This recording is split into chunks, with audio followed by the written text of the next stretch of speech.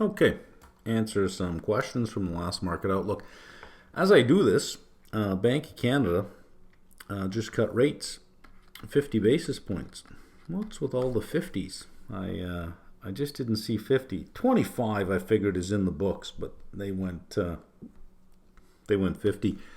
It's not really affecting the currency much. I guess it was already priced in, and it's not really having much of an effect on REITs, but Canada sort of is a delayed market. It's slow to react, and it's not as momentum driven as the US market. So we'll give it a few hours. GM, strong positive earnings surprise this morning. Yes. Plus share buybacks. Yes. Plus cash rich. Yes. Plus low multiple. Yes. If you look at year over year, last November to this November, they are up almost 100% in the last 12 months. Easily, on a percentage basis, easily beating Tesla. And finally getting some respect. Nice, strong day on the earnings result. I think they were up 10% yesterday. When you refer to understanding copper mining, you actually refer to understanding mining video, right? Yes, which is primarily focused on copper mining. Why my maintenance margin goes up when I make a stock purchase. I understand why it would increase when I sell naked calls or puts, but I don't understand why it would increase when I purchase the actual equity itself. Well, margin is me. So if I'm going to buy something, me needs all the money, right? So I think IB for maintenance is 30%. So if I spend $10,000, my maintenance requirement would increase by $3,000 because maintenance is margin is me. It's what I need to bring to the table. So yeah, it would increase if you're buying equity. When I manually calculate total cost of buying all stock that would be put to me in the scenario, all puts I've sold or exercised, total dollar amount is about 29% lower than the maintenance margin number listed on my ABKR. Okay, the margin that you have is going in some part going to be a function of other things that you have going on. I don't know what else you have going on, so I don't think that I can comment on that without seeing everything. So I'll pass on that. Completely new and unfamiliar to public markets, which recommend when I go through all the sector videos or just the ones I'm interested in. Start with the ones you're interested in. Early subs to your applied series as a test market. Labrad's hilarious. Okay. Thoughts on government spending carrying global growth. Would you please be able to share the resource where you found this info, or better yet, make a mini video about it? Well, I haven't found the info. I put it out there as a challenge that if anyone comes across any information that suggests what part of global growth has been funded by government deficits, because that's all we have. Everywhere you look is government deficits, and deficits that are 3, 4, 5, 6, 7, 8% of GDP, and global GDP is much lower than that. So how much of the growth that we're experiencing today is in part a part of government's deficit spending, right? I think the greater part, just by rough eyeballing it, the greater part of global growth is coming from government deficits. Your two biggest economies, U.S. and China, both are spending trillions. Well, in China, it's hundreds of billions because it's trillions of yuan, but in the U.S. it's trillions to get their growth. This is purchased growth. As far as investors are concerned, we don't really care where it comes from, but to put things in perspective, how fragile is capitalism underneath if almost 100% of growth is government financed? Thoughts on Algonquin as a CAD utilities play. Or do you see most of your drivers taking place in the U.S.? U.S. and Ontario. Ontario is, I think, important. I'm not familiar with Algonquin, though. Keep the live session in the evening. Sunday noon isn't ideal for participants from U.S. and Canada. Middle of the day, often busy with personal commitments, making it difficult to fully engage. Yeah, it's hard when you have a global audience to pick a time that is good for everyone. So we'll just see what I get at noon. If the numbers are small, I'll switch it back to 7:15. Stocks are a buy, sell, or hold. I'm thinking T is a hold. I agree. Wondering when it would make sense to allocate money to a trade compared to leaving it on the sidelines for better opportunities. You seem to make more conviction-based trades than any holds. That's true. Seems you have a lot of in cash right now. What is your thought process behind why you don't make a few income plays on holds? I do. I do. It's just that there's always something that you can find that would be interesting somewhere. Less and less so. It seems, especially in the U.S. The U.S. has this. I mean, a couple of years now has this tendency to want to price in the next 5 years in the next 3 months. Plays that I normally would have thought might take up to 2 years to play out in 2 months. Some things I think might take 3, 4 months to play out in the matter of a week. And I've said this before, there's no time to build a position anymore. If you have a conviction on something, you got to take a full position right away because it moves and it goes to extremes. It prices in, the next 3, 4, 5 years of earnings right away, and then where can it go from there, right? So you get to, all priced in. I mean, the next few years all priced in a short period of time. I don't want to buy something where the next 3 or 4 years are all priced in. So I'm less hesitant to sell puts on them. Only because of the tendency of the U.S. market to want to go to extremes. A narrative starts and then it builds, and then the next day more people repeat the narrative as if it's brand new, and the same thing gets priced in, and the next day more people repeat the narrative as if it's brand new, and the same thing gets priced in again and again and again and again until you get to a point where everyone's talking about it, and it's going up for no other reason than it's been going up. It gets detached from the fundamentals, and then what do? And same with the downside. Things get punished and then punished and then punished again. And then more people hear about it and they start repeating the narrative as if it's brand new, and they punish it again, and it gets punished and punished and punished to the point where it's like, well, now I want it. You've beaten it up so badly. So this is where TLT is. It got talked up to over $100, which was wrong. Now it's being talked down to under $92, 91 and change, which is wrong.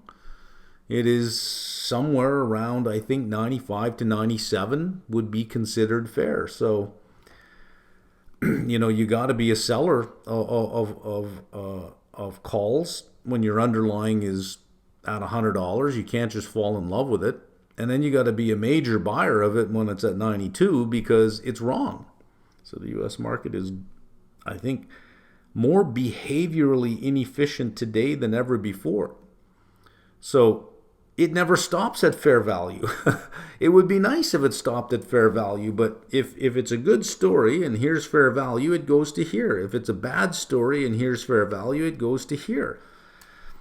So you don't get much of a chance to sell something that you would think is at fair value because this market, for some reason, doesn't want it at fair value. It either wants to extremely overpay for something or to extremely punish something. Okay. I mean, it's one way to make money. I'll just let the market be behaviorally irrational for a while. I wouldn't question Netflix accounting policy for content assets and amortization. I wasn't. I was pointing it out as just a statement and actually just making the statement in support of Netflix. I wasn't questioning it. So we can pass on that. Canadian investing in Canada. What do you think about investing in bond ETF right now? I don't know that I have an opinion on Canadian bonds. I don't follow Canada at all. I couldn't tell you where the 10-year was even if Canada has a 20-year bond, do they have a 20-year bond? I wouldn't even know. I have spent zero time in the Canadian bond market, very little time in the Canadian equity market, like very little. If you told me to name 20 publicly traded companies in Canada, I don't think that I could. I think it would be a stretch, and I'd be guessing on some of them. So I don't know. How do you short beta with futures for free? Futures are free to enter. You need margin. You will need some margin. But as far as dollars paid to the other side, it's zero. An option, you got to pay the other side the option premium. But futures have no premium. You just agree on a strike price and an expiration date, and you enter a contract. It might be like $2 commission to enter into a futures contract, and then of course you have to post margin because you have mark-to-market gains and losses every day. But it is free to enter into. Doomberg mentions nat gas as a bridge between oil and nuclear, along with OPEC losing a lot of its power. Have you taken any of this into consideration when looking at Oxy? Oxy produces nat gas. Not really. Not really. I don't know that natural gas as a transition fuel threatens oil at all. I think it threatens a transition to green energy more, but I don't think it threatens oil. Call it a transition fuel all you want. I don't get to decide when I bring my truck to the station to say, you know what, give me some of that nat gas today. Screw the gasoline. I don't need oil-based fuel. Give me some of that. I don't get to say that. All the cars on the road, all the trucks on the road don't get to say that. Anything that uses a petroleum byproduct doesn't get to say that. So it would be more for newer forms of energy coming online to support the utilities. As opposed to barrels of oil. I'm living a pretty good life. 30,000 expense in UK, 3-bed house, baby dog. Could you comment on how you think your wealth might have changed the way you think about the cost of living, and then your broader outlook on things based on that? Well, I don't have to make trade-offs.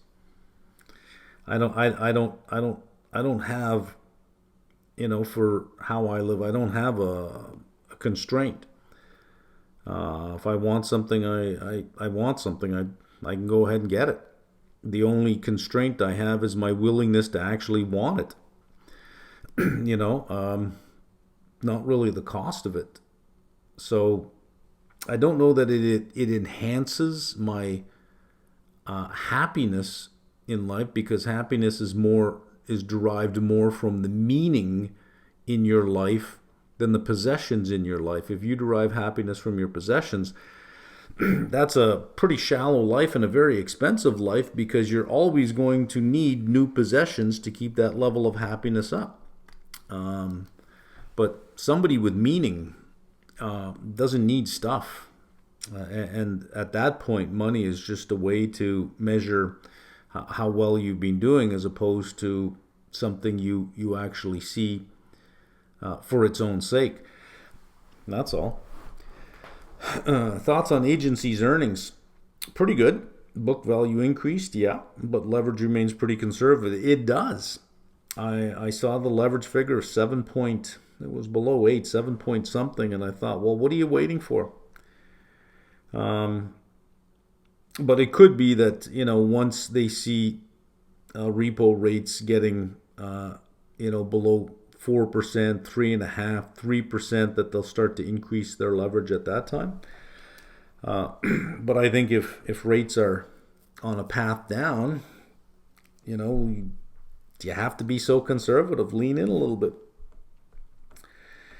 Differences between the excess liquidity SMA and IBKR. I've kept the recommended 0.1, 0.2 theta suggestion. I have plenty of excess liquidity, but found that when I put my cash into money market funds, my SMA gets really close to zero, and I end up getting margin calls. So that would depend upon the size of your portfolio and whether you have position margining or portfolio margining. with position margining, probably that's what's happening. Also, if you are buying money market securities denominated in a currency different than the one that your base currency is, that might be a problem. I can't answer specific questions about this because it requires me to see everything.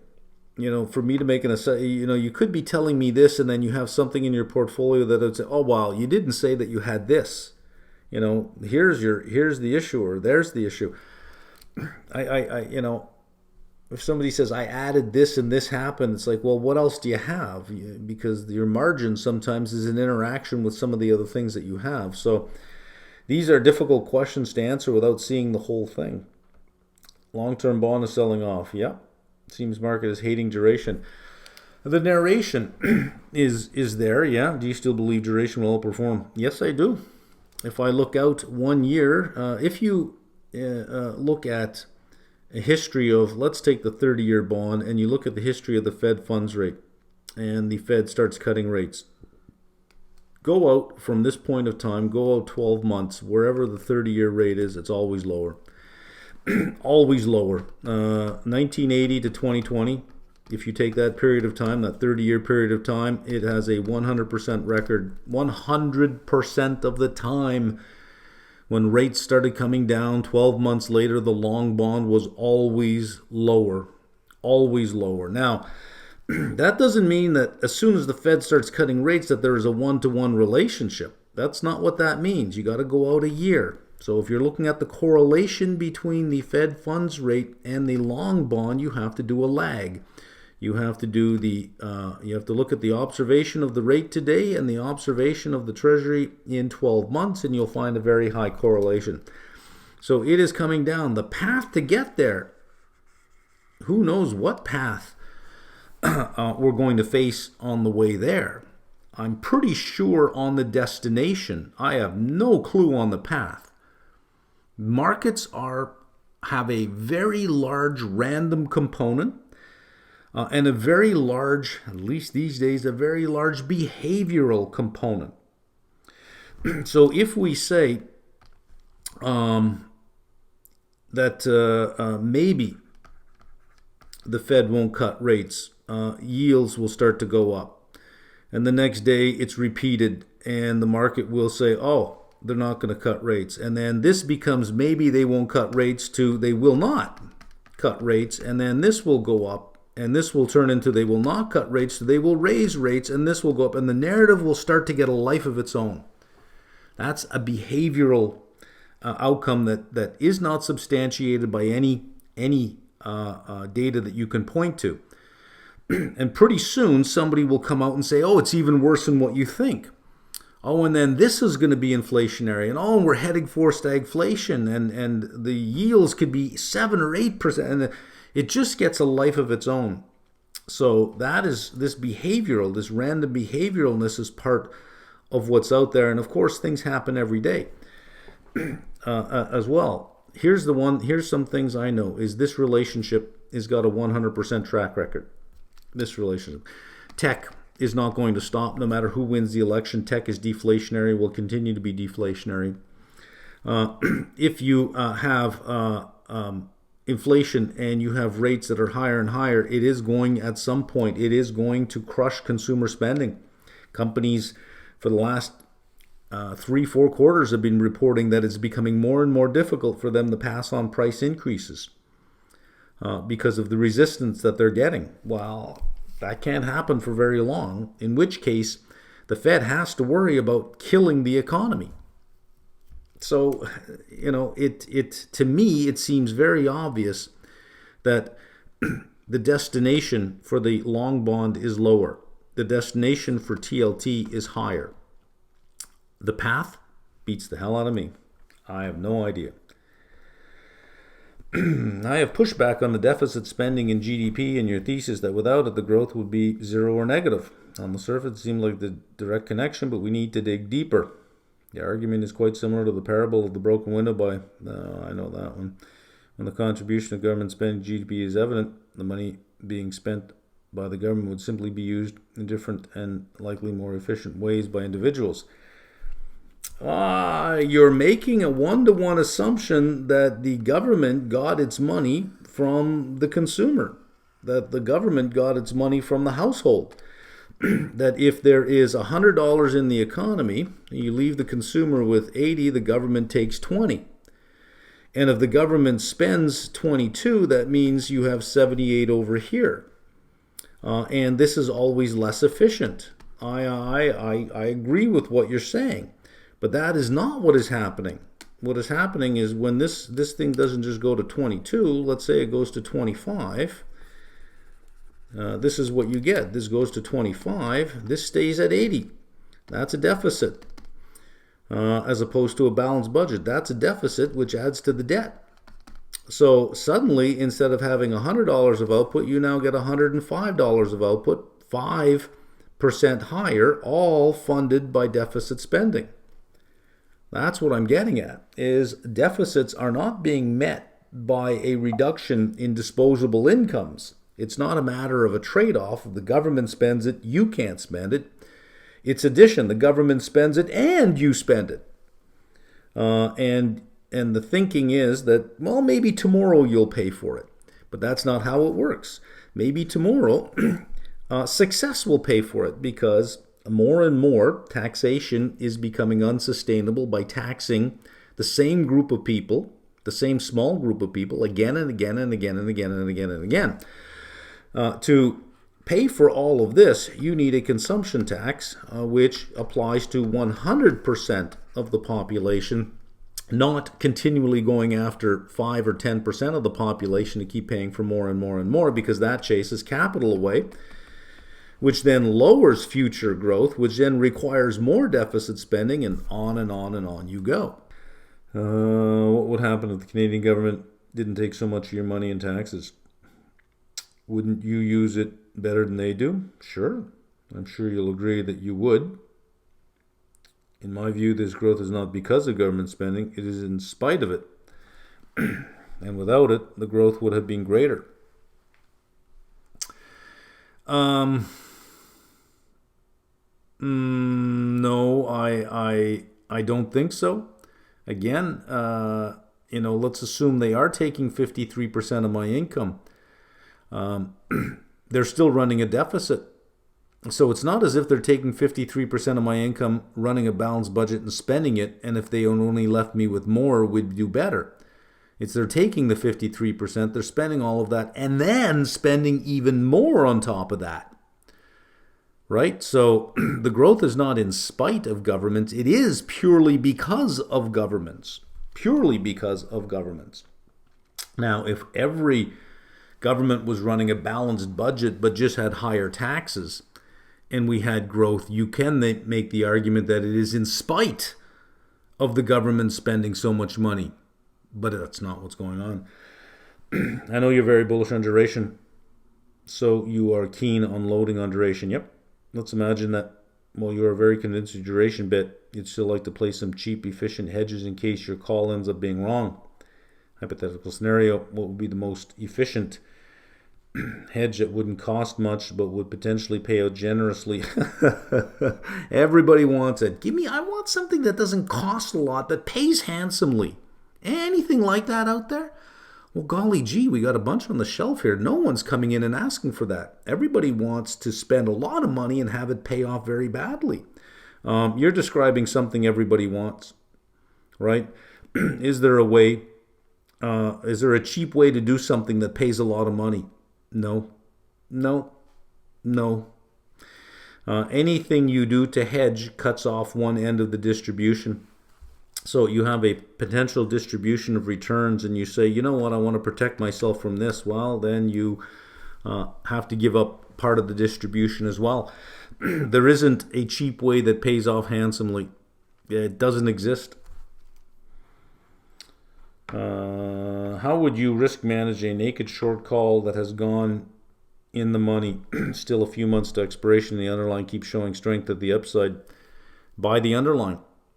So if you only have to buy like 10 shares, 12 shares, 13 shares, just enough to keep lowering the delta back down to, so if you sold a 20 delta call, you'd like to stay at 20 deltas. If it's now 30, buy 10 shares. Now you're back at 20 delta. Can't seem to find an explanation for the large drop in TLT on Monday. Behavioral. Yeah, it's all behavioral. How much cash do you keep in order to have some dry powder? I don't have to think about that right now because I have way more cash than what I'm willing to invest at this point in time. So it's not strategic. It's just for lack of opportunity, because I just don't trust markets at these levels. I've seen this game before. Is you get lulled into it because you're this fear of missing out. You're gonna underperform. You could be doing better. You get all invested, and guess what happens? You knew it. You were right all along, and now you have to suffer a 30% drawdown. Right? So I've seen this before. I would much rather underperform for 3, 4, 5, 6 quarters rather than have to suffer a huge drawdown. And with cash paying as well as it does, it's not that bad sitting on the sidelines. Why the massive difference in performance between U.S. and Canadian utilities? I don't know. I know very little about Canada.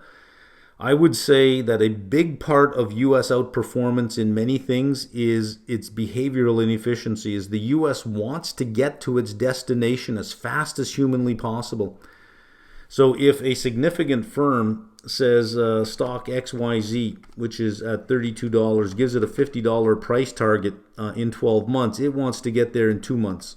May as well get there. Well, if it's going to be 50 in a year, may as well make it 50 today. It wants to get there right away so that when it gets to 50, it's, well, now what do you do? Right? And it doesn't stop at 50. It keeps going because the story that got it to 50 also grows. And pretty soon the story is this incredible story that never really was part of the original story. It gets a life of its own, and you get more people coming in, and price targets start raising for no other reason than the price is going up. So I got to, and blah, blah, blah, and on it goes. It's the U.S. more than any market has this behavioral bias to want to do it all and do it all right now. So I'd say that's probably a big reason. The Canadian market, I find, is more rational. It takes time to think things through, and the moves seem to be more measured. Given the unsustainable levels of U.S. debt, I don't know that I'd use the word unsustainable levels. I'd say the path that they're on is unsustainable. And that's the path of ever-rising debt. That's an unsustainable path. But the level right now, I wouldn't say is unsustainable. How come you're still interested in buying government bonds? Well, what's the problem with government bonds? Are you worried about getting paid back? I think you'd say, well, no, I'm not worried about getting paid back. Then what's the problem? No debt crisis happens because debt levels are too high. Otherwise, Japan would have cratered a long time ago. The debt crisis hits when holders of bonds feel they won't be paid back. So you could have a company with a small level of debt in a debt crisis because doesn't look like they're going to pay it back. You could have a company with a lot of debt with no problem, AAA credit rating, because there's no fear that they're going to pay it back. You're going to get your money back. The U.S., you're going to get your money back. So think about bond funds now. They got to hold bonds. They have no choice. Banks, they got to hold bonds as their assets grow. They got to hold bonds. Insurance companies, they got to hold bonds. There are a whole bunch of funds and a whole bunch of places that have to hold bonds anyways. And if it looks like it's going to be difficult to finance the debt and the deficit, guess who's the last buyer is going to be? The Fed. There'll be no problem placing these bonds in the market. There'll be no concern about it being paid back. And if the interest rate gets too high, such that the long end of the curve gets way too restrictive, the Fed will step in. I firmly believe that. I would like to ask, are you genuinely happy at this stage of your life? I am. What frame of mind, philosophy, actions would you recommend for someone to be happy? Find meaning. Very, very simple. Don't chase entertainment. Don't chase possessions. Don't chase people. Chase meaning. Find meaning in your life. That doesn't mean that every day is going to be sunshines and rainbows, right? I mean, you're going to have bad days. You're going to have bad weeks. You're going to meet bad people. But genuinely, if you had to die at the end of that day, you would say, I'm happy. I've had a good life. The randomness of life will still bother you. A lot of the things that would take other people down won't take you down because you're more resilient with that meaning. So little things that would, irritate other people, you might say, I don't really like these things happening, but it doesn't really matter because you have meaning in your life. If you have no meaning, then you're going to get knocked around like a pinball. Right? And you're going to be chasing something that's elusive that you'll never get because a lot of what you're chasing is got a random element to it.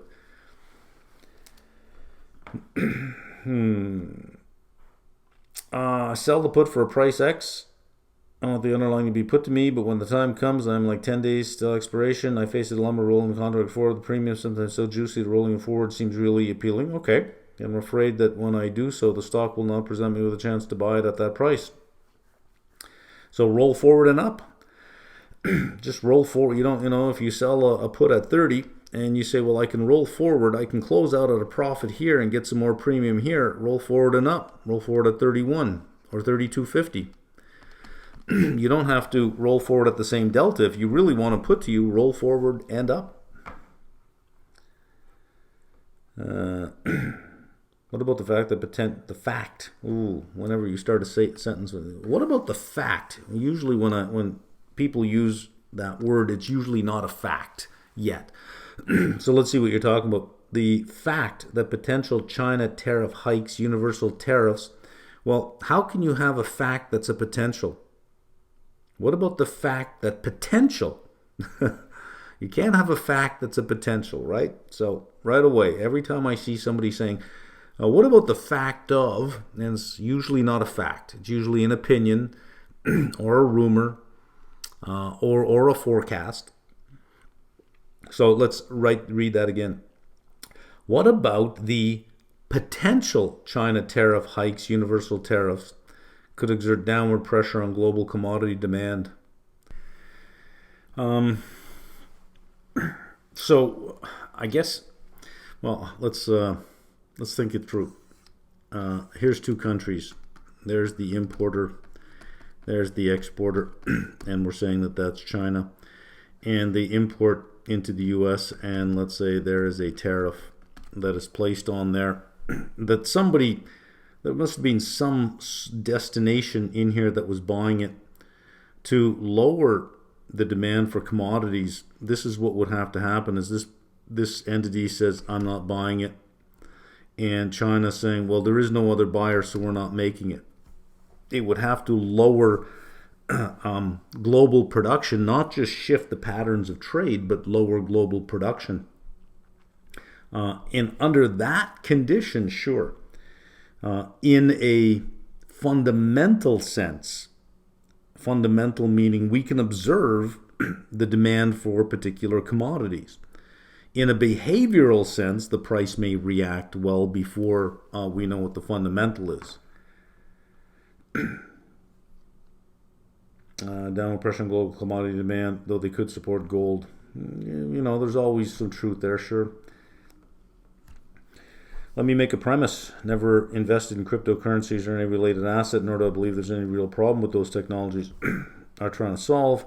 Having said that, I'd like to know your opinion regarding what could be the future of this asset class in developed markets and how you think those assets could be integrated with the political and economic systems.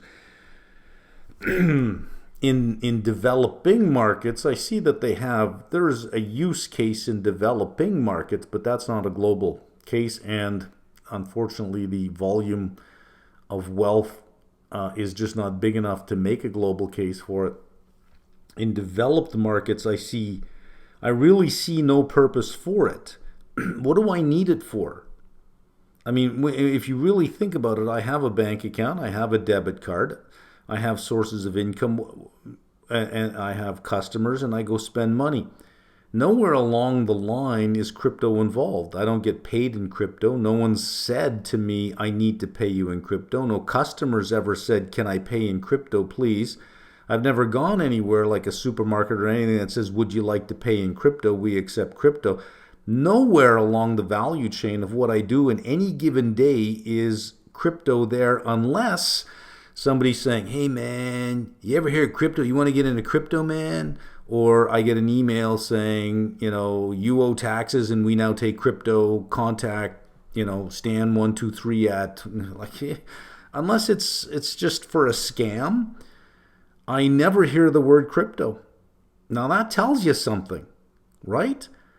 Other than you, if you're a crypto trader, if you're holding crypto, other than that, take that out of there. Other than that, where in your life do you run into the problem of going, if I just had crypto, you know what? Crypto's the solution to this problem I have.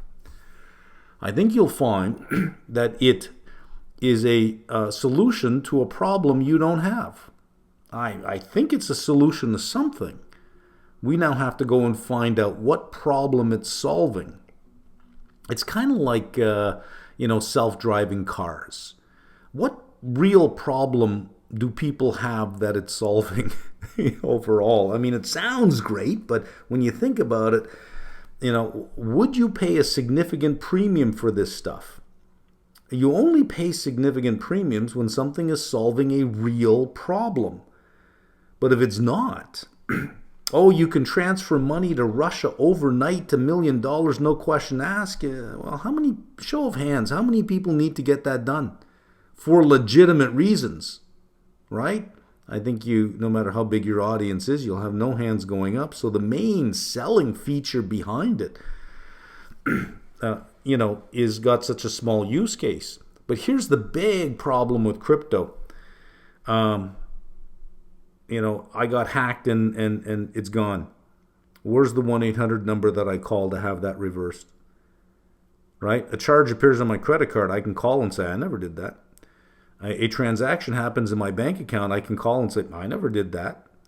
But I can get hacked and all my wealth disappear and I'm nowhere. There's no 1-800 number and no one cares and no one's going to do anything and there's nothing I can do about it. Nothing I can do. No, thank you. It would solve no problem I have, but would open me up to a lack of service, a lack of customer service, and a lack of somebody else who is responsible for a problem. I just don't see it in a developed economy. I just don't see it. Integrate political. I'm writing this question from Italy, which is proposing an increase in taxation of those assets from 26 to 42%. Basically regular income tax. And why wouldn't it be? If you're getting your income in crypto and you're saying, well, look, now they want to tax it like regular income, you were probably embracing crypto because it allowed you to avoid paying taxes, which is kind of like another criminal activity. So it's great for that kind of stuff, which is why I do think that the person who created it is not a person but an entity, and I think it's a criminal organization that did it because it allows them to hide in plain sight. It is, if you had to design a money transfer system for criminal activity, I don't know that you could have designed something better than crypto, right? Besides, I've said this before, no government will allow crypto to take away its monopoly on the currency. No government will allow it.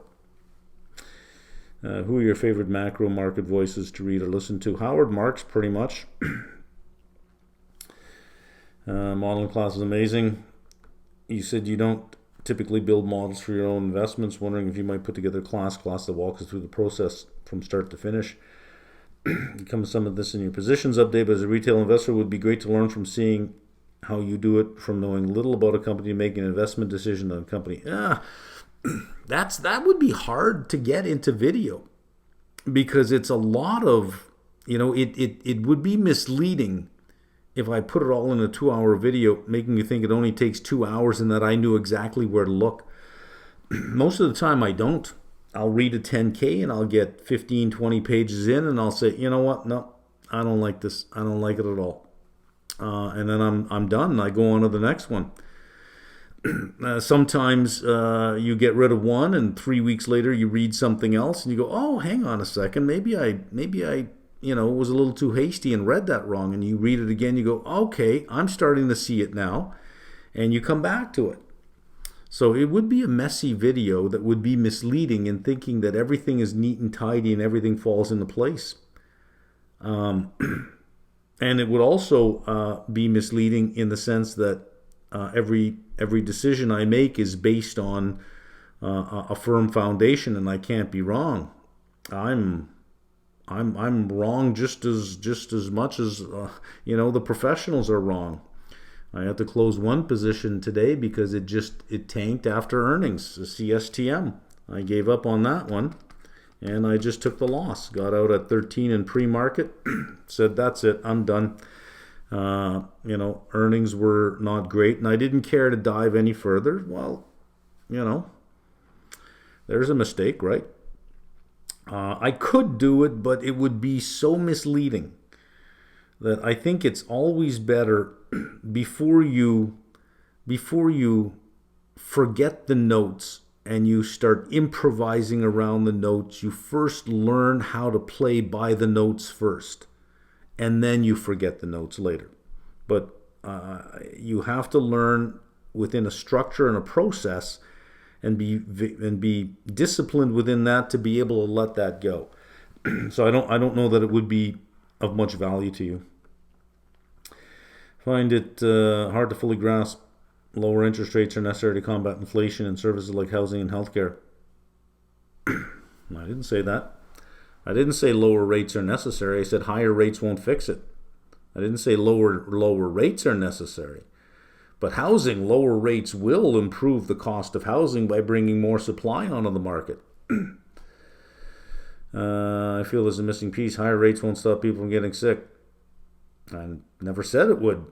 In fact, that was my point. Higher rates aren't going to stop that from happening. So you're not gonna fix healthcare inflation with higher interest rates. It's not going to stop them. We'll force them to spend less. They're not the ones spending money. It's the insurance company spending money, which would in turn reduce demand. I don't see that. Healthcare spending is often sticky, sometimes even completely inelastic. Well, now you're contradicting what you just said in the previous sentence. But it can still change. People may cut back reluctantly or more slowly, but they still will reduce spending over time. Following the same patterns in other areas, delaying purchases, seeking cheaper alternatives where possible, even foregoing them altogether. You can't entirely forego having shelter, but you could, for example, move back in with your parents and wait out tough times, thereby reducing the demand for housing.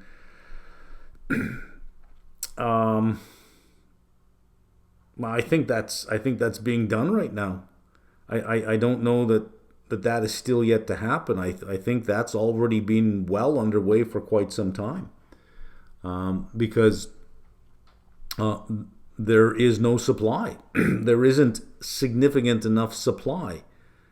So demand would have no choice but to wait. So if we say, well, we see demand dropping, if you have a supply constraint, obviously demand will drop because you can only supply the demand that the supply satisfies. If the homes aren't there, what can you do? You're not going to stand in line for a concert which is being canceled, right? You're going to go back home and you could say, see, canceling the concert gets rid of demand. Look at that. That's all we have to do to lower demand is cancel concerts. Well, obviously, right? So if the supply of housing isn't there, some people will just give up looking for it. That's not going to lower the price of whatever exists. So I'm sort of on the other side of the fence on this one, that if you want a higher supply of housing, you're going to have to lower rates to induce builders to build spec homes because they have to get construction loans to get that done. higher rates aren't going to solve the healthcare problem at all. There isn't more demand for healthcare at lower interest rates. There is, I don't think, any real relationship between interest rates and healthcare, which is why the healthcare sector is considered defensive and less cyclical, because even in recessions, healthcare still does very well. Yeah. So higher rates aren't going to fix anything there. Lower rates aren't going to do anything, but higher rates aren't going to do it either. Can you add new videos on portfolio construction management, other new positions?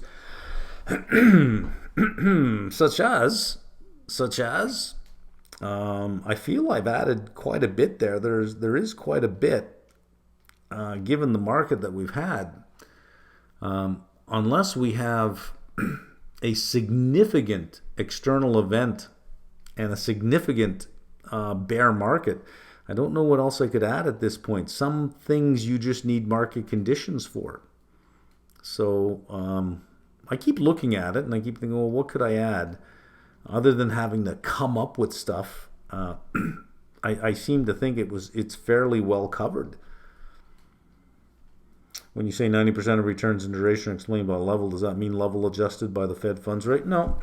Here is a yield curve, and there is a different level. There is a different level. There is a different level. Levels, straight up and down, like levels, right? Here is one yield curve. Here's another yield curve. This is not a change in levels. It's a change in slope. You got this slope to this slope, right? So here is a yield curve, and here is another yield curve. Not only do you have a change in slope, you have a change in levels. Levels is about 90% of all return on fixed income. You get the levels wrong, doesn't matter if you get everything else right. Had a discussion with a friend about dividend safety. As one does, my take was that if you have extensive knowledge and experience in the REIT sector, you could pick out a couple of REITs. You could assume that dividend as safe, even in a large market change. Yeah. What do you think? Yeah, that's the point about REITs, is they must, to keep the REIT status, they must pay it out as a dividend. So if you have a good REIT, 30 to 50% of its assets in debt, no more than 50%. Once you start getting a 60, 70, that's below 30, not enough leverage. 30 to 50 is a nice sweet spot. For Class A properties in whatever segment that they're in. Yeah, it is an income generating machine. Income, didn't say capital gain, but income generating machine. It's a steady source of income. But it is taxed as interest. It's taxed as income because it's never taxed before. So it's on a tax basis inefficient that way. But you find a nice 8% dividend. You have $1 million retirement fund. There's $80,000 in income coming in, but it's treated like $80,000 of income. Sometimes $60,000 of qualified dividends, or even $50,000 of qualified dividends would give you a higher after-tax amount than $80,000 of non-qualified dividends. You want dividend safety. Canadian banks, they've never canceled their dividend ever, no matter what's going on. Canadian banks. They have, all of them collectively, other than National, I think, but the big five have over a 100-year history, some of them 150-year history of dividends and never canceling them, not even during the wars, not even in the Great Depression, never cancel their dividend. It's sacrosanct. It's gold, basically. Is there a high correlation between yields on the long end of the curve and the US dollar? Not really. The US dollar will respond to short rates because that has got zero duration in there. So if you're looking for how interest rates play a role, you want just an interest rate differential without any duration effect. That's a short rate. Uh, and futures contracts, forward contracts are usually 3 months, 6 months, 9 months out. So they're usually priced out with money market rates, interbank rates, but still money market rates. So it's usually an interest rate differential that sets the relationship in exchange rates if we're going to use interest rate differentials. How do you track your investments across IBKR and TD? Well, TD only has a lira. I don't really need to track much. It's not as if I got 100 different things going on, really. So I don't even track TD. In fact, I think I have a cash position in TD. I should do something with that. What do you usually do with premiums after shorting the put? Do you leave them in cash or treasuries? I don't make a decision, position by position. It's just sort of a whole thing. I don't have to report to anyone, so I don't have to worry about, tracking stuff. End of the year, I get my tax forms, and that's all done for me. I can't remember a time where I've had to break out worksheets and spend 6-7 hours at the end of the year doing accounting to report taxes. I've never done that, ever. Ever. Watch your entire video about why you left Canada, so I assume you're no longer a resident for tax purposes. How are your non-registered accounts being treated for tax purposes after you're no longer a resident? You don't have to be a resident to get your CPP, your Canadian Pension Plan, or to take your money out of your TFSA, which is still tax-free, or to take your money out of your LIRA or RSP. It would be taxed in Canada at whatever tax rate there would be in Canada, which I believe would be 25% as the minimum, and that's it. Did you trigger any deemed dispositions? Always, always deemed dispositions on everything. You can no longer top off your TFSA. Nope. You can no longer touch it. You can't. You don't have to empty it. You don't have to do anything with it, but you can't contribute to it anymore. Let's see. How do you know which course is right for you if you don't know much about anything about the subject or the instructor? I'm talking in general. Let's take an example of options strategies course provided by you or somebody else for comparison. Well, you'll never know. You'll never know. Even in university, even in good universities, you come across crappy professors that can kill the course for you, kill all your interest in it. You never know. But there's always places like Reddit where you can ask a question, LinkedIn where you can ask a question. People will answer you. If I just put my money in an index fund and I forget about it and the market crashes, but I still don't look at it, what will happen over time? It won't make a sound, right? What will happen with it over time? It'll just track the index. If the index goes up, it'll go up. If the index goes down, it'll go down. That's all it'll do. And dividends will pile up, so you'll have to at some point reinvest them. Do you think about market or any other topic in finance while doing any work or in your free time? It's always there. It's always there. Do you think to be really great in finance and markets, we need to be obsessed about it, like thinking about it all the time? Oh, no, I don't think about it all the time, but I don't even know I'd use the word obsession, but you better love what you're doing. Break down PE down sector-wise to see where is the overvalue coming from. Is there a technical low price that could be calculated for TLT based on current rates? No. TLT is exactly where it should be given where the rates are. At any given time, TLT is fairly priced. We can't say TLT is undervalued or overvalued because TLT is a portfolio of bonds. It is fairly priced based on its net asset value. What you can ask is the bonds that it holds, are they undervalued or overvalued? You can't look to TLT for a deal. When you make a bet on TLT, you're making a bet on the long bond, not on TLT. It's not a company. It has no business model. It's just a portfolio. And it is worth what the holdings are worth, which are long bonds. So we can say, is the long bond pricing in, is the yield on the long bond too high or too low given what we know? Right? If you were to buy TLT and hold it for an average maturity of the portfolio, would you realize the 25-year bond yield? Nope, because you have management fees. You would not realize the 25-year bond yield, and TLT targets a particular duration. So as bonds go from 25 to 24 to 23 to 22 to 21 years, they're more likely to sell those ones and buy 30-year bonds to maintain its duration. So you may have capital gains or capital losses in TLT, depending on when it decides to rebalance its portfolio to maintain its duration. So it never actually holds bonds all the way to maturity, because then it at some point would be holding 1-year and 2-year bonds, right? Maybe I'm missing something about duration. The duration of 16 would be more relevant. Yep.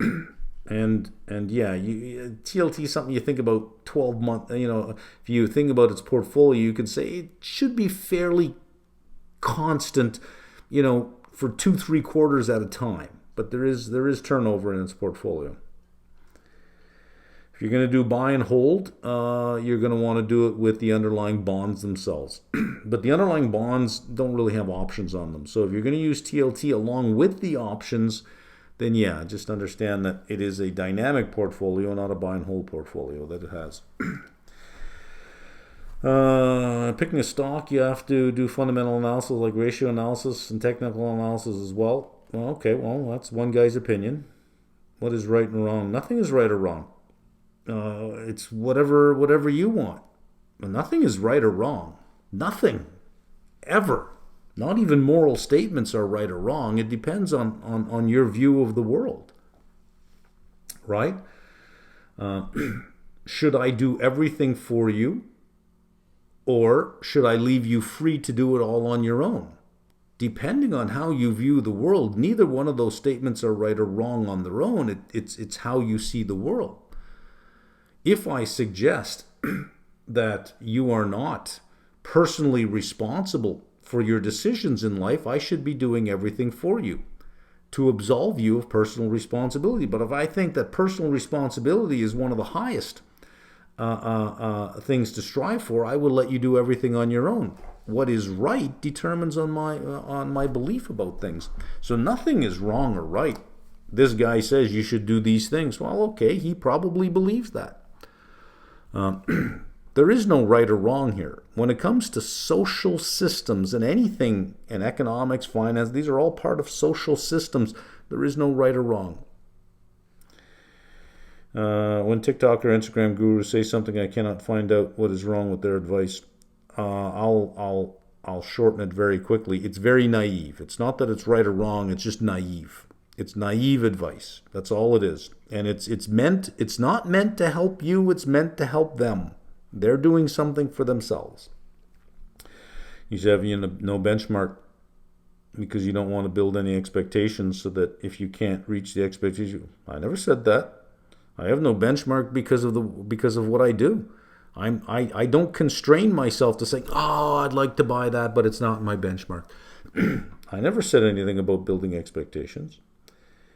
What does actually studying smart or working smart means? Okay, I'll pass on that. That's a seminar. Expectations for applied level student and option strategy. I have no expectations. What questions one can ask you and what questions one cannot. You go ahead and ask. If I don't want to answer it, I don't answer it. All right? How do you know 40% ROE and 20% ROA are good numbers? They're good numbers. Is it simply higher than for average company? Yeah, they're good numbers, period. They're just good numbers. Do you think PE ratio of S&P may not be as significant as it once was, given the more tech stocks are being and will be? I think it has more to do with the concentration. I don't think it has much to do with technology stocks, but more with the concentration. You have, I think the top 10 are somewhere around like 35% of the index. That is not just a multi-year high, it's a multi-decade high. I think you got to go back, to the era of big firm capitalism. I think you got to go back to the era where where GM was like 2% of U.S. GDP, back to those big industrials to get that kind of concentration. Wouldn't surprise me if you got to go back to like the 50s to get that kind of concentration. That's the problem, is it's the concentration. And it's of very rich, when I say rich, I mean in valuation-wise, tech companies. It's not fairly priced tech companies. It's perfectly priced tech companies. They are priced for absolute perfection, and everything for the next 10 years is priced into it today. Take that along with that concentration, there's where you're getting the 22 times on the index. Now, if you're in SPY, you are basically in those stocks, which means if the AI theme goes away, SPY is going to correct very significantly. So if you can buy SPY and somehow short that component to get rid of that weighting and only hold the other 65% weighting, the other 65 probably are decent enough. But still, AI goes away, that whole market's coming down. Even the decent side is coming down. It's all coming down. So I think it's more the concentration overall. Why would you have zero term premium in the curve?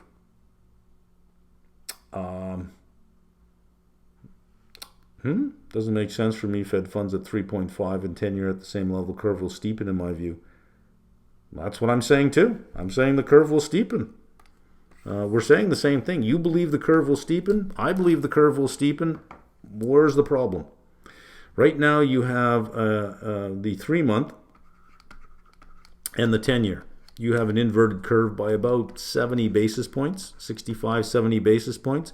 I'm saying as this comes down, this will, instead of being negative 70, it'll move up. That's steepening. It'll move towards zero, so that by the time you get to 3.5, it may look like this, right? Because this is already down. So even if this drops and this increases, there's your flat curve.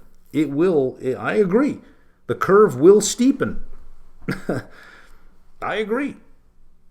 So we both agree. Excellent. On copper, what structural dynamics will prevent oversupply? The fact that there is not enough, if you look at reserves, and you look at the level of reserves, and you look at the production capacity of the mines per year, because they have a certain capacity. You don't just say, well, let's double the amount of ore we take out of the ground. You have to mill it. So there's a milling constraint to be able to get copper concentrate to make copper, right? Same with leaching. Make that leach pile as high as you want. The acid only works at a certain speed. You can't accelerate that process, right? And so you're going to need new mines. Well, they take 7 to 10 years to bring online, and you got to find them first. So if you want to tap the resources, reserves are both geologically and commercially viable. Resources are geologically viable but not commercially viable given the price. So the price would have to go way up for these resources to become reserves. Otherwise, there aren't enough reserves given the capacity of the mines and the number of mines to meet the expected future demand if the future unfolds the way that is being projected out by the pace of adoption of EV and the move towards greener energy assets and the move towards more energy assets. It just doesn't exist. So the price would have to go up. In the absence of new mines, it would have to go up to convert resources into reserves.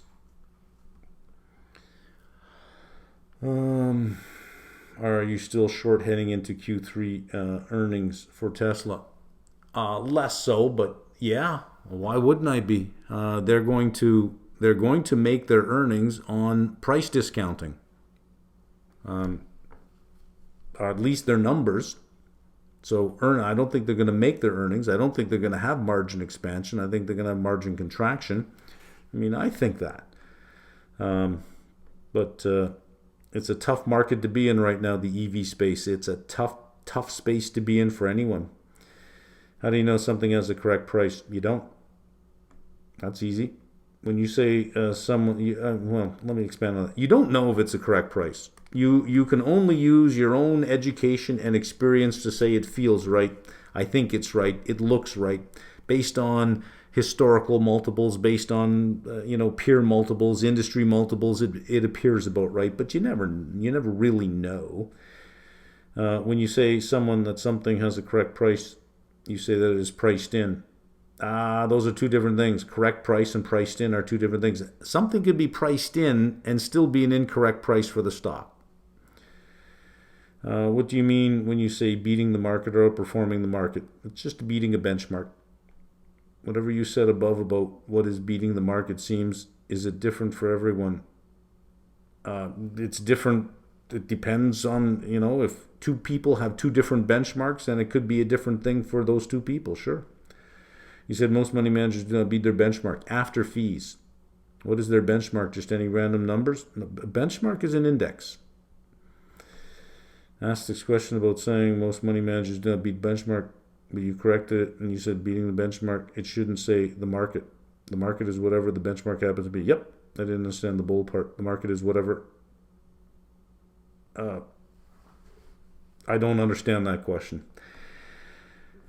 Thing I'm struggling with EPS multiple valuation is the fact that depending on some reasonable assumption of the future discount rate, the earnings projected beyond something like 15, 20 years would be meaningless. Pretty much. I think beyond 5 years is meaningless.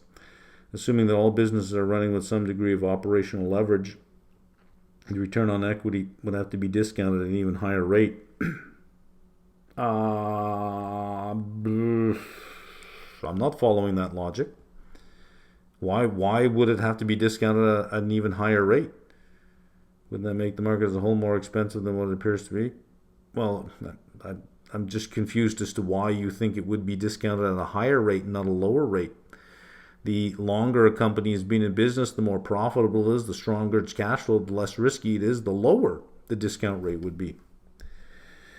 Another set of 5. And, I'm going to pass over this because this is the third set of 5 from the same person. So you're abusing the free popcorn machine here.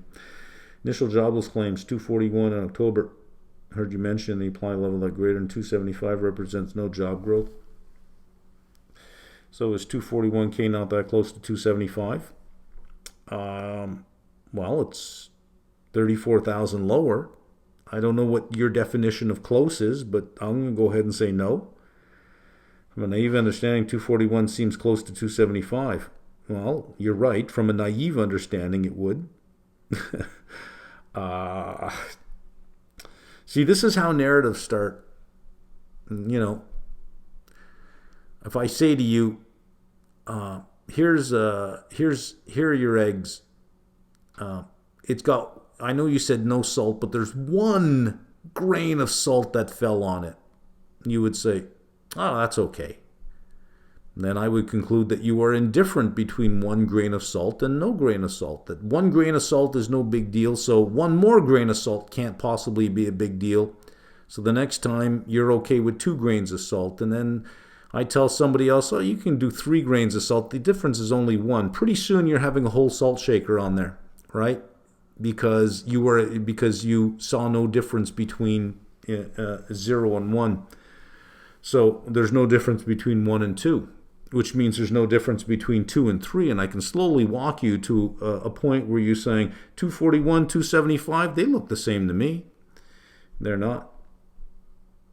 There is a difference, right? But you're right. From a naive understanding, it seems close. Well, if you want to be naive about it, yeah. Could you maybe paint some transparency on what amount of initial claims you see in recovery or expansion? Not really. Initial claims in recovery usually are very, very low because everyone's already been laid off. So if you got 10% unemployment, initial claims every week would be rather low because you got 10% unemployment. Who's left to lay off? Um,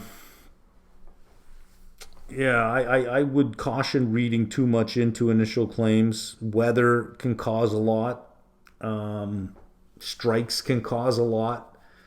Uh, you'll know when there's a problem, not when it is 260, 263, but when you see 310, 420, 480, 500, like weeks in a row like that, there's something going on.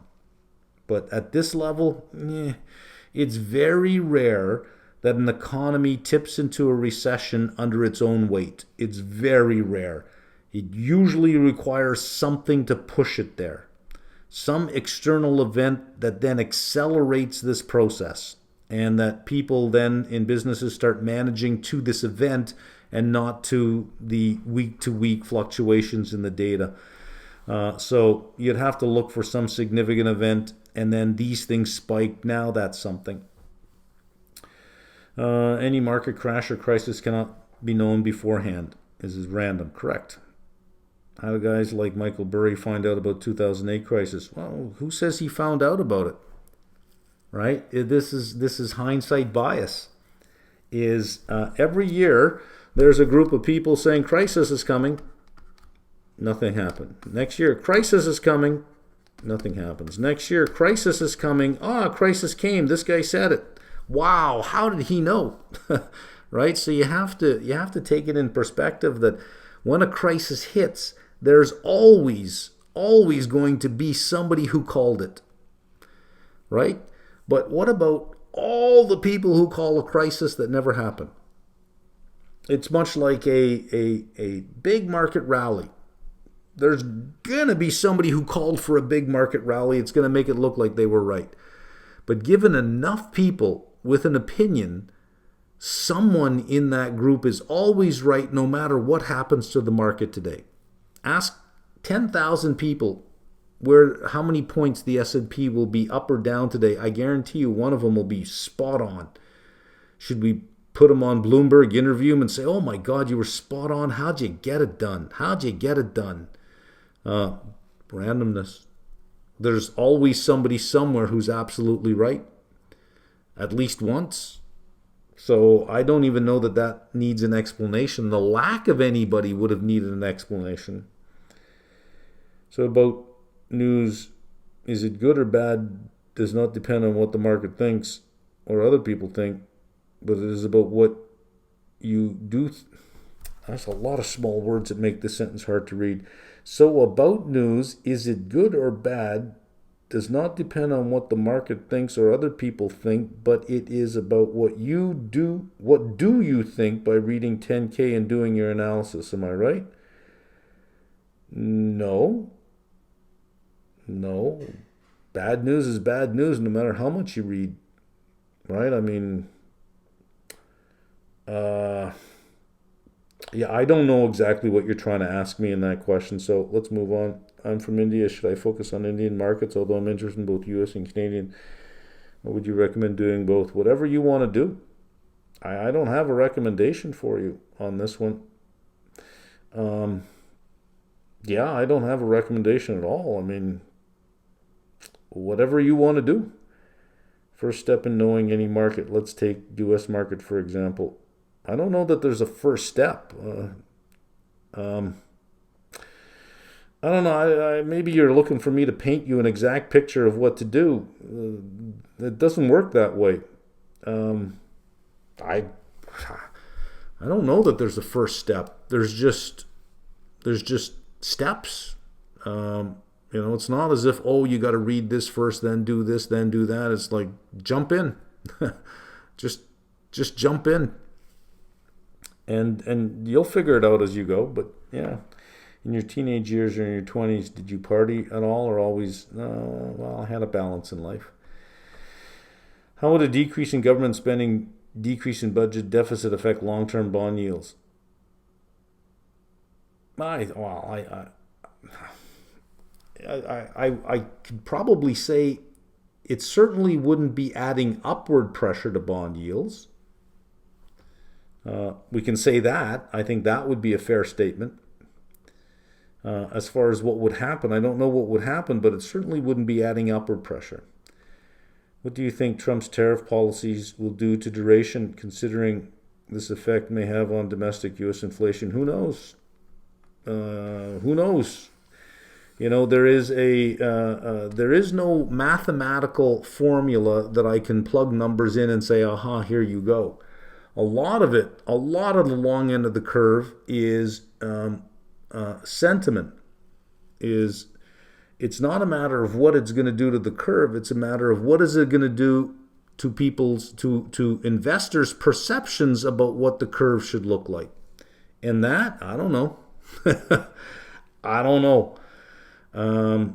You know, you can have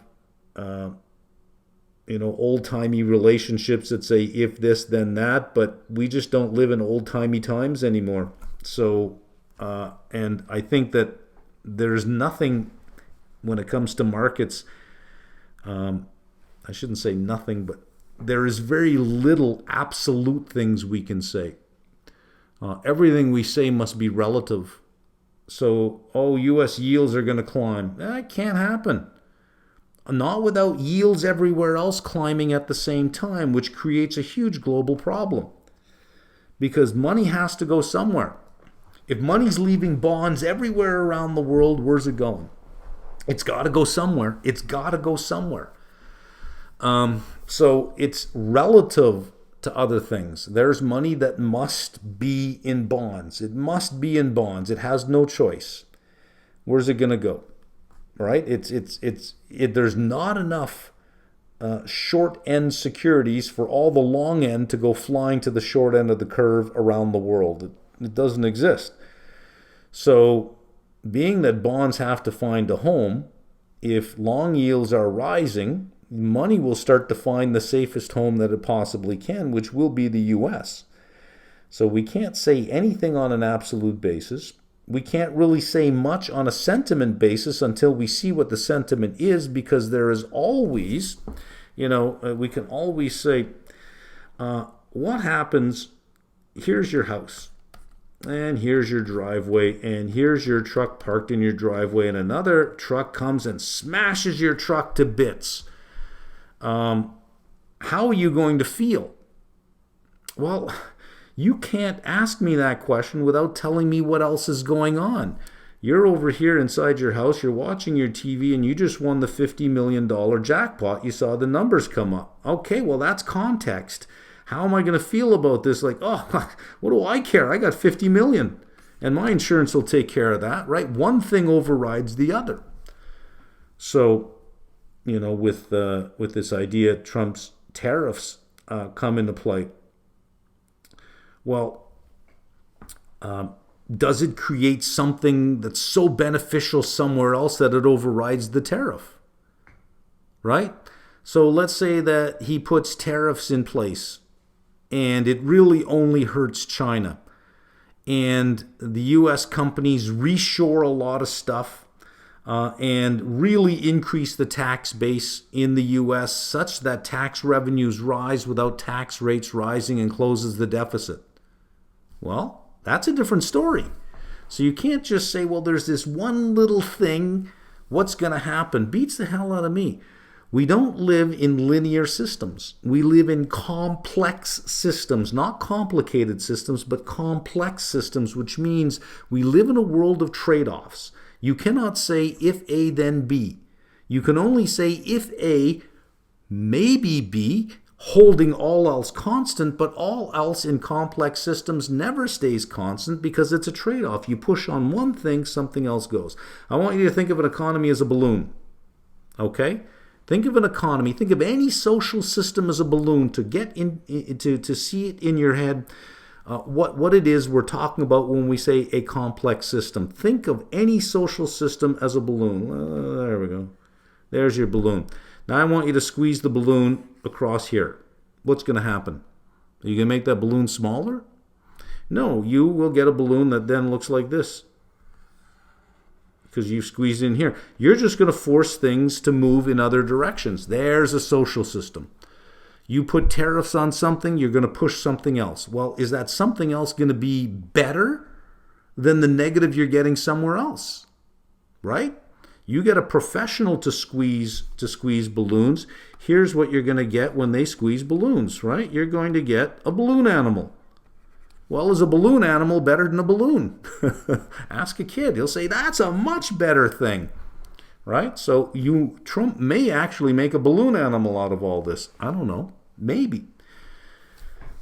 So it's, when I hear things like, oh, the tariffs are going to be inflationary, it's like you are treating a complex system like a system of linear equations and only solving one of the linear equations. Doesn't work that way.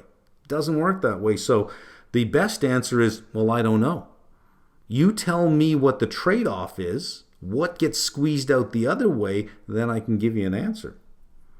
Isn't it a beautiful game? Right? This is the game we get to play, this beautiful game. What's your take on EWW in case of a Trump win? Oh, I still think it'll do okay. I think that it would probably represent a good opportunity on the news. But then come right back. Look what happened last time Trump won. The peso went all the way to over 20, to hit 22, and then came right back. It was an overnight thing, and that was it, and it came all the way right back, and I think it would do the same thing and come all the way back. Right? And I'm a sports fan. Not so much anymore. Pick for the Tyson-Paul fight. Well, Tyson, more out of nostalgia than anything else. Don't really like the character of the Pauls. Don't really like their characters or how they do things. So I'd probably want to pick Tyson on that one. But again, I mean, am I doing it based on skill?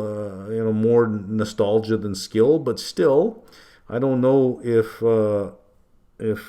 Paul has ever been hit by the power of someone like Tyson. Even at his age, I would not want to be in a ring with that guy.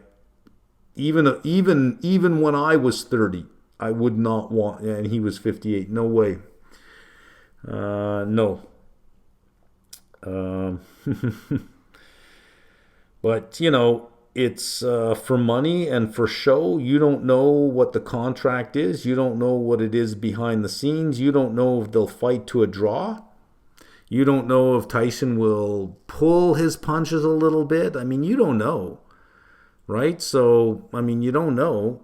It's not like it's a title fight and a real fight and there's a lot on the lines. Both are going to make a lot of money no matter what happens. They are friendly to each other, even though they may not seem that way, but they're in on this. They've set it up. They both know it's going to make a lot of money. Is it going to be a real fight, or is it going to be one of those, disappointments after, like, oh, wow, that was disappointing. That wasn't real. That was, I don't know. If you had to come up with an inflation metric adjusted for things that are interest rate insensitive, what would be stripped out and what would that be today?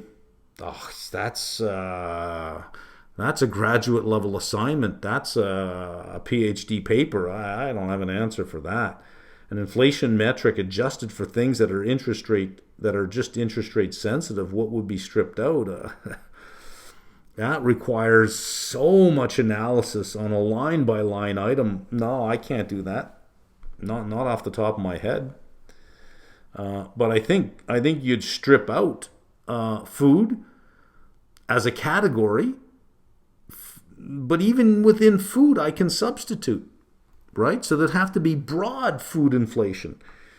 Healthcare, I probably take out, and you probably say, well, the critical healthcare you'd have to take out because that's interest rate insensitive. What other things that would be interest rate insensitive? I think security would be interest rate insensitive. I think internet service providers are interest rate insensitive. I think telecoms are rather, I'd say telecom customers would be rather interest rate insensitive, but not the telecom company. I don't know. See, I mean, heck, that's That's a paper. That's not a question. That's a paper.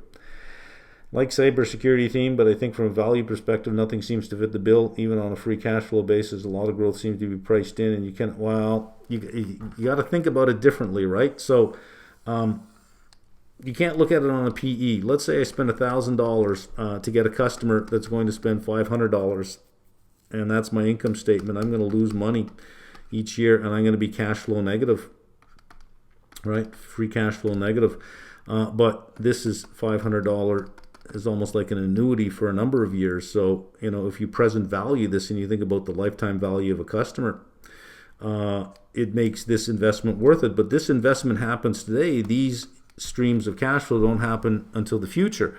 So you have to think about subscription-based businesses differently than you would think about something like Costco or Walmart, that they buy something for $10, they sell it to you for $12. You can measure the profitability right then and there.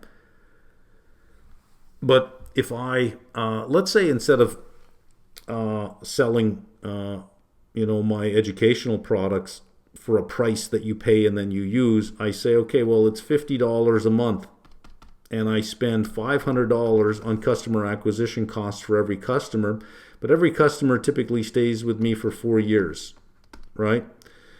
So that's $2,400 over 4 years for $500. That if I took the present value of this, if I was able on my income statement to say $500 of my revenue was the present value of all of this, I'd be wildly profitable. But I don't get to do that. So some companies then readjust these things and say, well, listen, this here really is an investment into the future. I should be able to amortize this so that I can better match against the income that comes in over time. But taxation doesn't allow that to do that, and accounting policies say, yeah, that doesn't sound good if you're going to start capitalizing advertising expense. Some companies try to get away with it by calling it commissions, which you can probably get away with doing.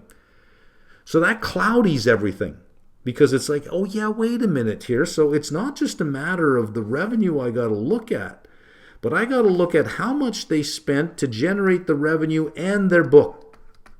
I got to look at the book of business they have already booked and add that to revenue and figure out what my earnings per share is, considering that this investment bought this revenue and all of that revenue at the same time.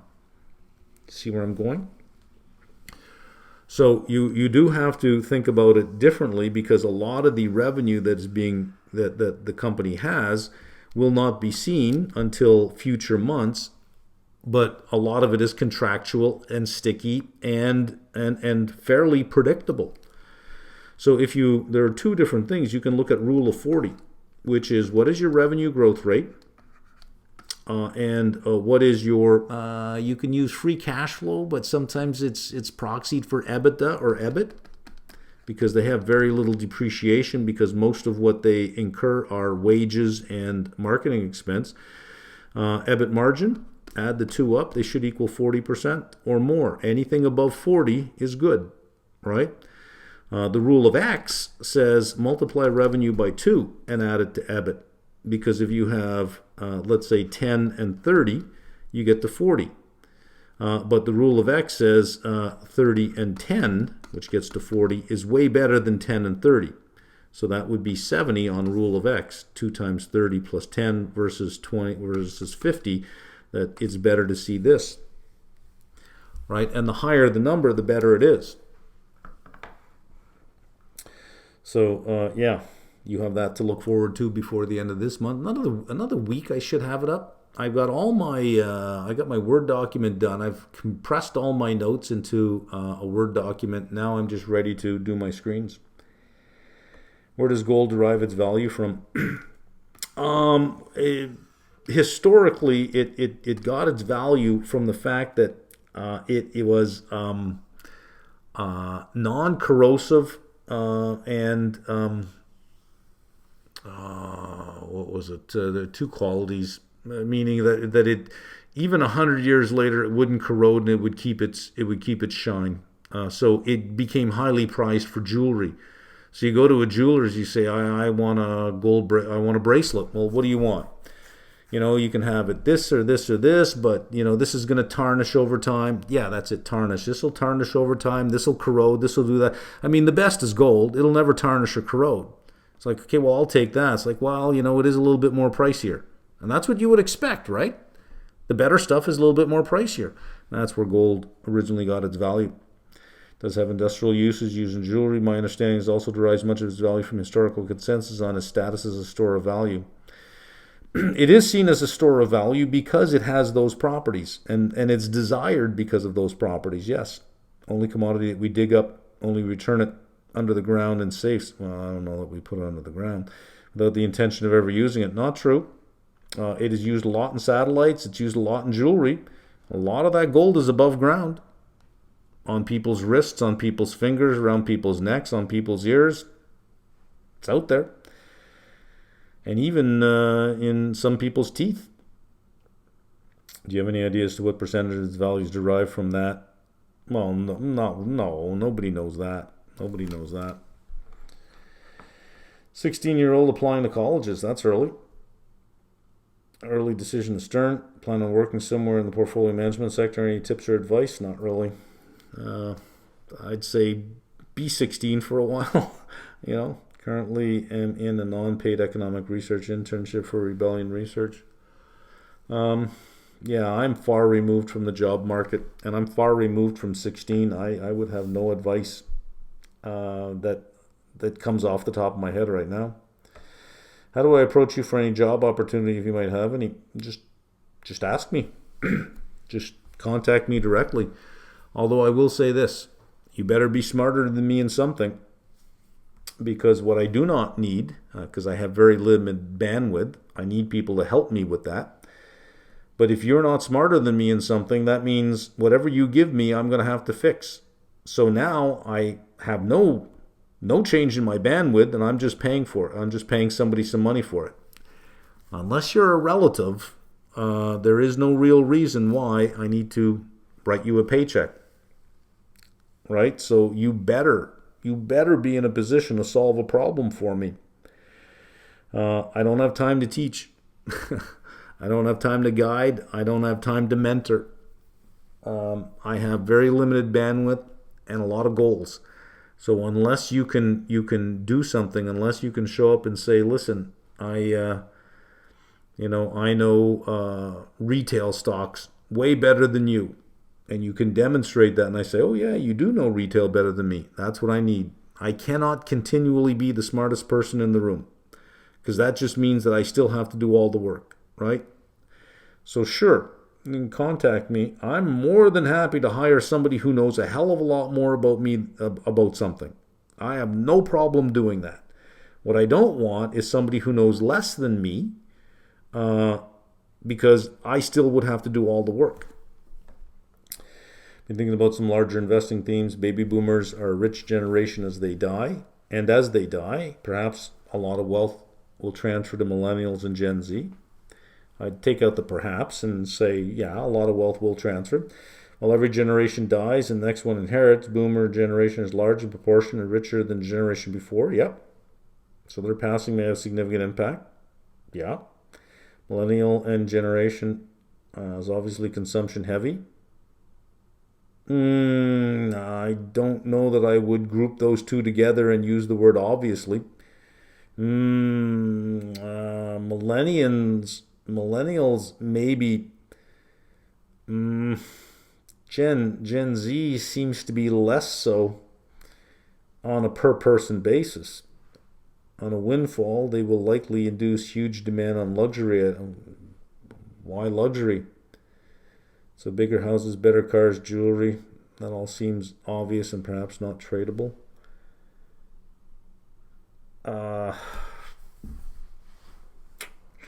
Yeah, so I don't know.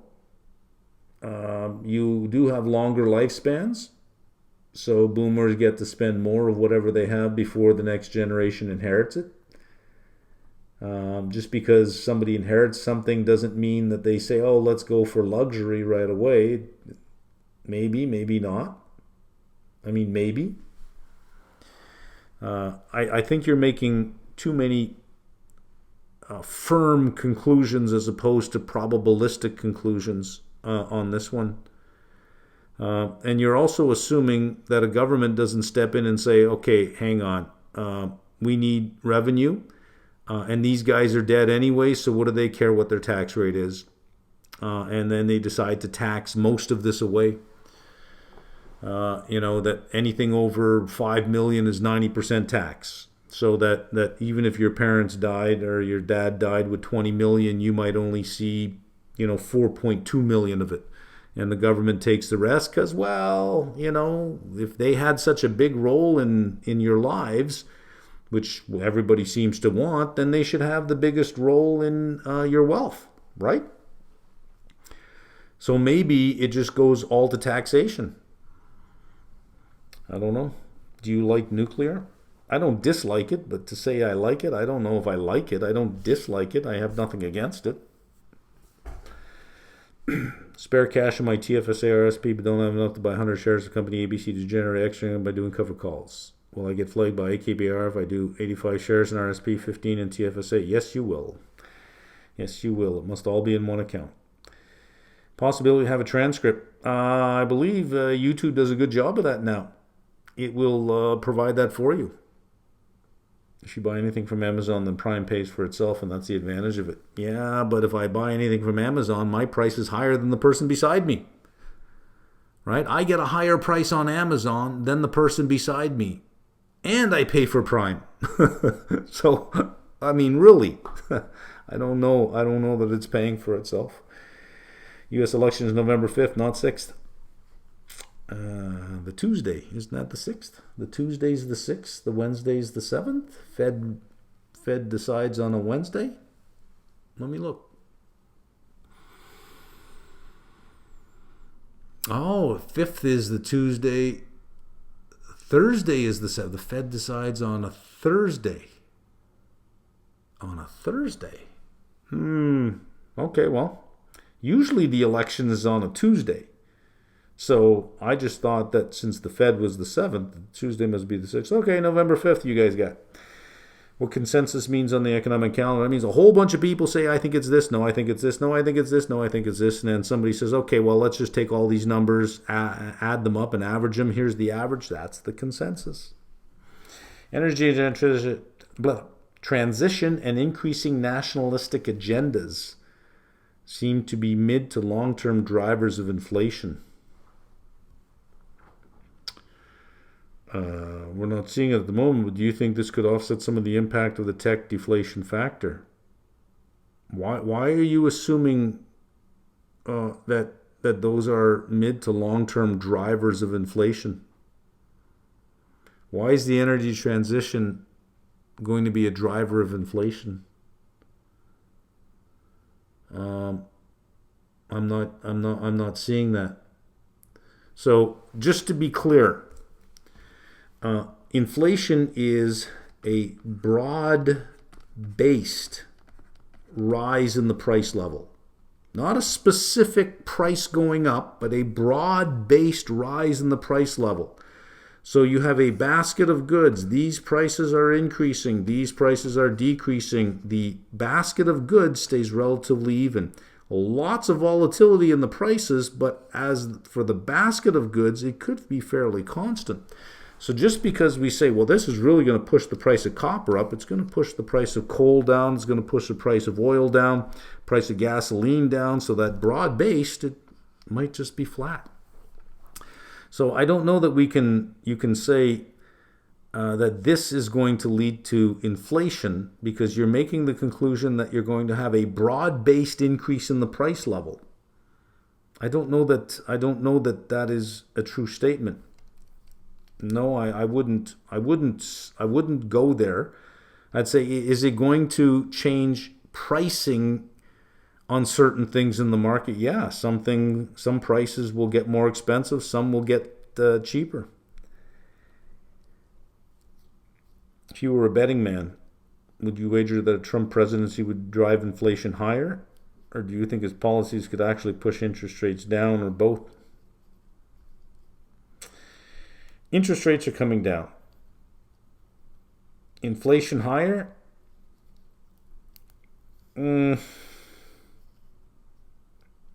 Some prices of some things could go higher, prices of some things could go lower. Now, the problem with walking into a bad neighborhood with a gun is you don't know who else in that bad neighborhood has a gun. So it's not like you get to walk in with a gun and think you're the only one with a gun waving a gun around and everyone's going to behave. You start walking around the world with your tariffs out. You can walk into some neighborhoods where they got their own set of tariffs they'll pull out. Right? So now it becomes a matter of, who has more bullets?